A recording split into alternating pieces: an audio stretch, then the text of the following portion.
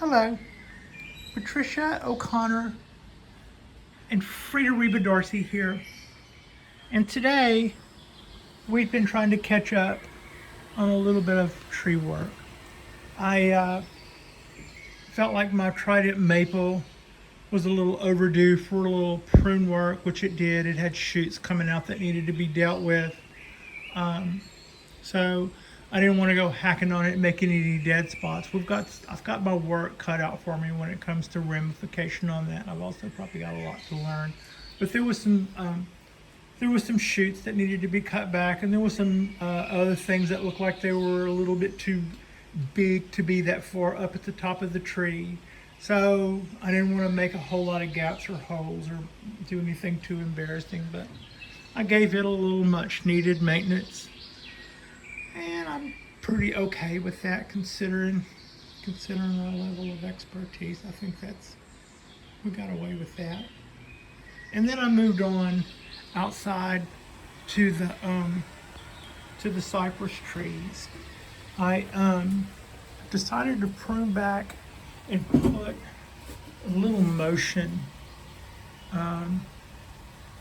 into the limbs of these cypress trees. And I'm also, just for demonstration purposes and because I also wanted to see what I wanted to do, I utilized 3 different methods with this limb, and this limb. And the reason for that is there's typically only one method. I mean, how many times have we heard the 2 branch method of wiring bonsai? We probably hear that in our sleep at this point. But cypress trees can be a little challenging in that the limbs usually don't have that much proximity to other limbs in order for that to be some big benefit. So what you end up doing is like this one.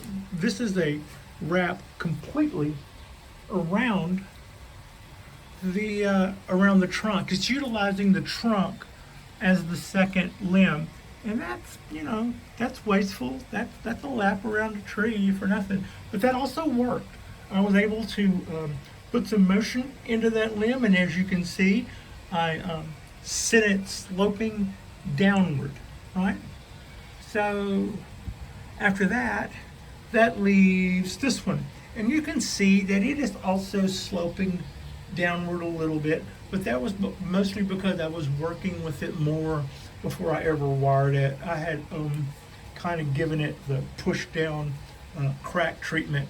That wire only goes halfway around, and doing that I was still able to get some nice motion into that limb. What I wasn't able to do was then push this down, because I only brought the trunk wire halfway around in a compromise to not use that much wire. You see it right there, it only goes halfway around, and it doesn't allow for enough leverage for me to then push this down and have it stay. It'll just move that half a wire around on the other side. Now that leaves the third method. This was something that I picked up watching YouTube videos by a gentleman out of Louisiana whose videos are called Bald Bayou, I believe. And he does this. He'll put the wrap around the trunk, put the motion in them, and then do this bend, which sort of makes a spring, right? Not a coral spring, but like a leaf spring type apparatus. And yeah, that is under tension. And I can get this limb to do a little bit more stuff because I'm able to retain tension on there. And that does also keep the limb from twisting, which they tend to want to do if you don't have them fastened back. So that's what we had going on there. I put a little motion into that. It now matches the work that was done from the man I bought this tree from. You see those limbs there have similar motion. They were pointed sloping downward. I took the wire off to keep it from biting in, and they've relaxed and gone back up. I have an idea I might want to discuss, well, that I will discuss in a minute. That'll help me to, the idea is I want to put guy wires on these guys, and I think I've got a cool idea. Now, there is another gentleman who, if you're looking to watch YouTube videos, John Gene Angel, who is in the Carolinas. He does YouTube videos about Bald Cypress, and especially flat top Bald Cypress. And his trees are absolutely phenomenal. I mean, they are really, really something. And he was asking me at one point if I had planned to hollow this, which is probably not a bad idea, and I kind of think I see what he's getting at. I'm gonna have a false edge here, and on that other side, over here, right? It's gonna look like that. It's gonna look like that wedge shape.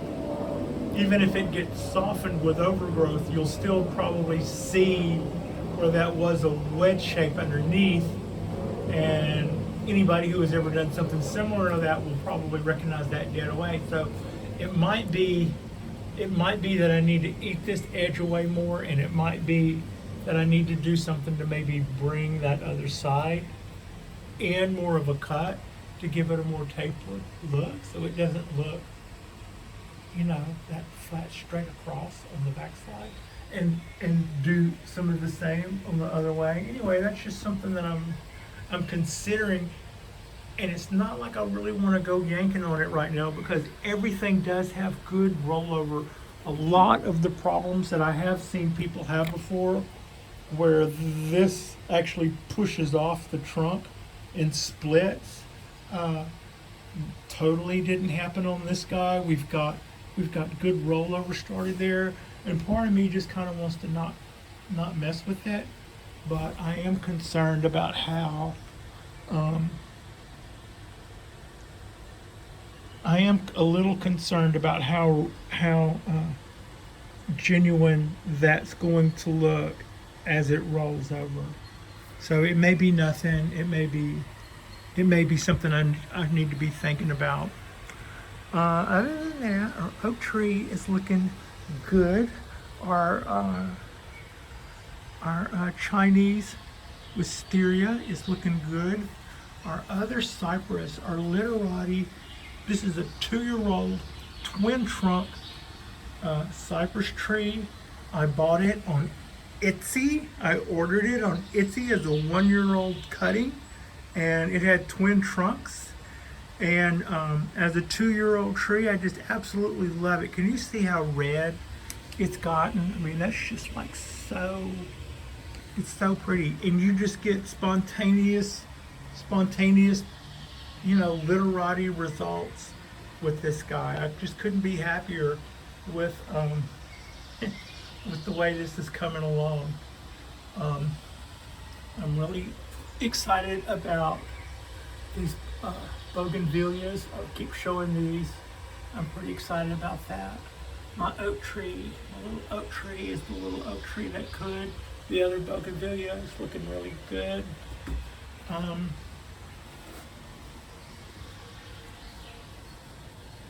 That's my 1-year-old black pine. That's my Cork Bark black pine. Be looking fine. That is my little black pine that I just got here a couple of weeks ago from Teacher. That is our oak tree, which is, I think, waking up now from dormancy and realizing that I was asleep at the switch while it was napping. It got spider mites. That's the Trident Maple forest. It seems to be doing a lot better and loving the fact that I got it out of the wind. It's my little Japanese wisteria. This thing, I just love it. I mean, like the cypress tree, it's not anything, right? I mean, how can I even call that a bonsai? Well, it looks really cute in the pot, for one thing. And next summer, when this thing blooms white flowers, it's like, holy moly, that's worth the price of admission right there. You'll water it for another year just on that. Huh?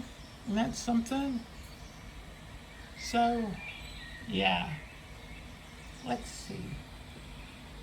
Frida, do not eat the cypress.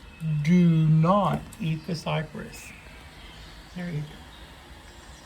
So yeah, shenanigans and the bonsai balcony. Thanks for watching. I have be sure and like and subscribe. We are going to do another video or two midweek. I was supposed to have a delivery for a new literati Yamadori that was going to show up on Thursday. FedEx now says it's going to be Friday the 13th. But what could happen? Anyway, thanks for watching. Like and subscribe.